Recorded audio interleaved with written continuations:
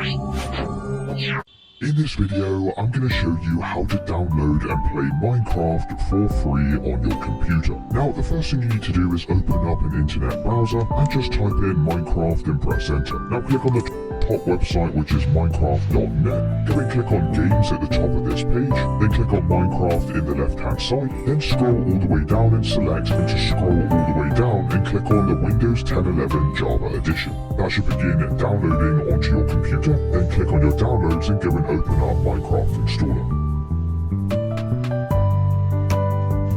Minecraft Installer. Agree to the terms and conditions and press install.